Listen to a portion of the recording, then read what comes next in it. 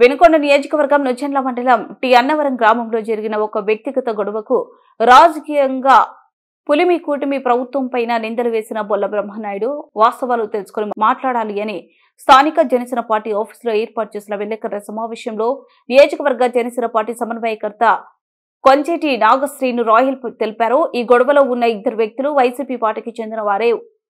ఊరిలో జరిగే జాతరకు సంబంధించిన చందాల విషయంలో జరిగిన గొడవలో ఇద్దరు వ్యక్తులు గాయపడ్డారు. మీరు చెప్పే కొమ్మ గోపి అనే వ్యక్తి మీ పార్టీ కార్యకర్త. అతను నివాసం ఉండేది వినుకొండ పట్టణంలో. అతను జగన్ రెడ్డి వినుకొండ పర్యటనకు వచ్చినప్పుడు వచ్చిన దగ్గర నుండి వెళ్లే వరకు మీతోనే ఉన్నాడు. చూసిన గోపి ప్రసాద్ మీదకి ఎగబడతాం, ఇద్దరు కొట్టుకోవడంలో నా ఇంటికి వచ్చి నన్నే కొడతావరా అని ప్రసాద్ లోపల పోయి కత్తి తీసుకురావడం, గోపిని మెడ మీద కత్తితో కాడు చేయడం, గోపి భయపడిపోయి ప్రసాద్ మీదకి తిరగబడి అదే కత్తితో ప్రసాద్ని కొడవడం జరిగింది. ఇది రెండు కుటుంబాల మధ్య జరిగింది. ఇతని అన్నవరం గ్రామం కాదు, ఇతను వినుకొండలో పెద్ద బౌలింగ్ సెంటర్ లో ఉంటాడు. ఇక్కడికి మొన్న జగన్ వచ్చిన రోజు కూడా మన గోపి వాళ్ళ అనుచరులు అందరూ కూడా జగన్ స్వాగతం పలకడమే కాకుండా జగన్ కార్యక్రమం అయిపోయేంత వరకు కూడా ఈ గోపి అతనమటే ఉన్నాడు. ఇది రెండు కుటుంబాల మధ్య జరిగిన విషయాన్ని బొల్లా బ్రహ్మనాయుడు గారు దాన్ని జీవి ఆంజనేయులు గారి మీద కూటమి ప్రభుత్వం నెట్టడానికి చూస్తున్నారు. అయ్యా బొల్లా బ్రహ్మనాయుడు గారు, మీరు మొన్న ప్రెస్ ఇచ్చిన నోట్లో అన్నవరంలో గొడవ జరిగిన తర్వాత ప్రసాదం వాళ్ళు మన స్థానిక గవర్నమెంట్ హాస్పిటల్కి వచ్చినట్టు అక్కడ ఎమ్మెల్యే గారు మనం చేర్చుకోవద్దని చెప్పారని వాళ్ళని హాస్పిటల్లో చేర్చుకోలేదని మీరు చెప్పారు. మీరు ఎంత అబద్ధాలు ఆడుతున్నారో ఈ ఒక్క విషయంలో తెలుస్తుంది. మన వినుకొండ గవర్నమెంట్ హాస్పిటల్లో దరిదాపు 30 సీసీ కెమెరాలు ఉన్నాయి. ఏ పక్క నుంచి వచ్చినా గానీ ఆ సీసీ కెమెరాల్లో ఆ దృశ్యం బంధించబడి ఉంటుంది. మీరు మీ కార్యకర్త ఎవరు తీసుకొని వచ్చారు? దెబ్బ తగిలి హాస్పిటల్కి వచ్చి చేర్చుకోలేదని మీరు చెప్పారు. మీరు అబద్ధాలు ఆడుతున్నారని వినుకొండ ప్రజలందరికీ కూడా అక్కడే అర్థమవుతుంది. అక్కడికే పోగా మీరు మళ్ళా గుంటూరులో కూడా జీవి ఆంజనేయులు ఫోన్ చేయడం వల్ల చేర్చుకోలేదని ఎందుకే ఈ విధంగా అబద్ధాలు ఆడుతున్నారు? ఇది జరిగింది, రెండు కుటుంబాల మధ్య గొడవ జరిగింది. ఇతను అతన్ని ప్రాణం చేస్తాడేమోనని భయపడి అతను ఇచ్చేశాడు.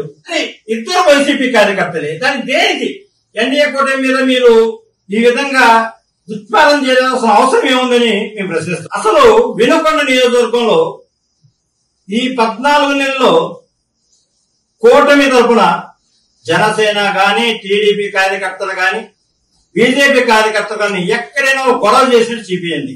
మీ గంజాయి బ్యాచ్ అయిన వైసీపీ కార్యకర్తలు ఎన్ని చేశారో నేను చెప్తా, రాసుకోండి. మార్కాపురం రోడ్డు దావాలో మీ గంజాయి బ్యాచ్ వైసీపీ కార్యకర్తలు కడుపు నిండా తిని డబ్బులు కట్టమంటే దావా నిర్వహించే లగడవాడి రవి మీద రపరపలాడిస్తామరా అని చెప్పి అతని మీద గొడవ పడింది మీ వైసీపీ కార్యకర్తలు కాదా?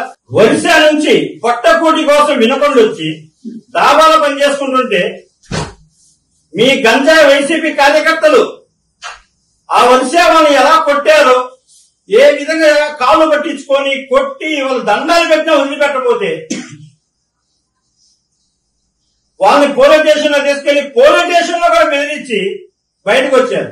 దానికి కూడా ఎన్డీఏ కూటమి ఎక్కడ కూడా ఏఎస్ఐ కానీ సిఏ కానీ ఫోన్ చేయలేదు. ఎందుకంటే వాళ్ళు చూసుకున్నారు కాబట్టి.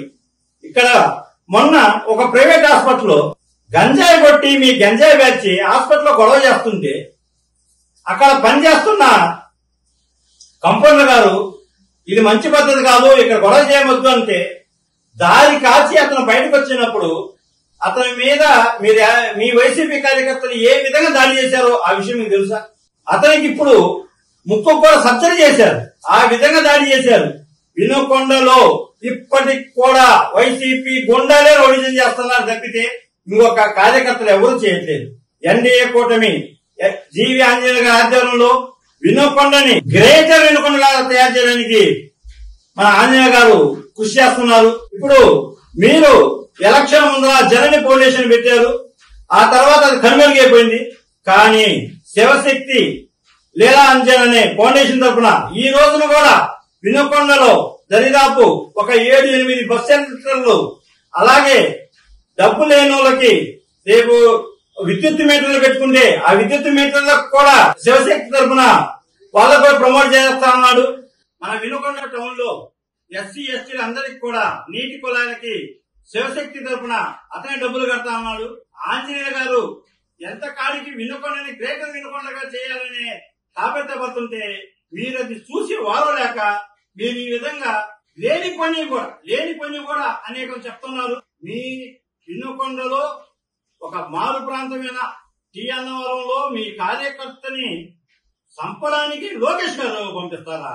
అంటే లోకేష్ గారికి ఏ అన్ని పనులు మానుకొని వినుకొండలో ఎవరెవరు ఉన్నారో ఇదే పని అనుకున్నారా? ముఖ్యంగా అలా చేయాలి అనుకుంటే మాజీ ఎంపీటీసీ గంగినేని అంజయ్య గారిని మీ వైసీపీ గంజాయి మూలక మన ఆర్టీసీ బస్ స్టాండ్ లో ఆయన తలగా పగలగొట్టారు. దానికి కూడా గవర్నమెంట్ వచ్చిన తర్వాత కూడా జీవి ఆంజనేయ గారు చట్టం తన పని తను చేసుకుని పోయి అన్నారే గాని దాన్ని ఎక్కడా కూడా బయటికి తీయాలనే ఆలోచన లేడు.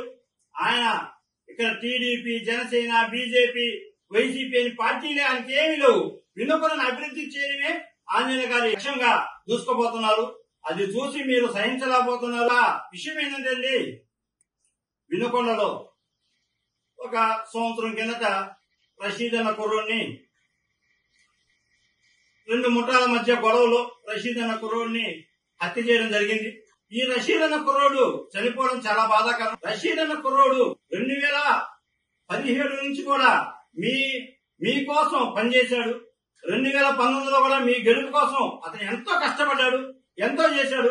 అలాంటి వ్యక్తి ఇంటికి సంపాదించే కొడుకు, ఎదుకొచ్చిన కొడుకు కోల్పోయిన తల్లిదండ్రులకి మీరు ₹1 ఇచ్చారండి. మీరు కార్యకర్తలు ఏ విధంగా మీరు తెచ్చుకోవాలని చూస్తున్నారండి? ఏ విధంగా చేయాలనుకున్నారు?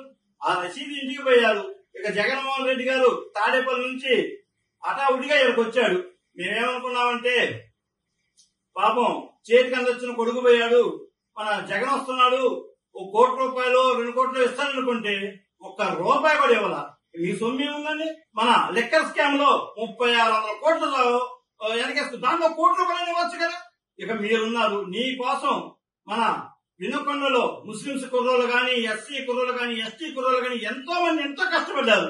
మరి రషీద్ కుటుంబానికి 10 లక్షలు ఇవ్వడానికి కూడా నీ చేతులు రాలేదంటే నువ్వు పార్టీని ఏ విధంగా చేయాలనుకుంటున్నావు?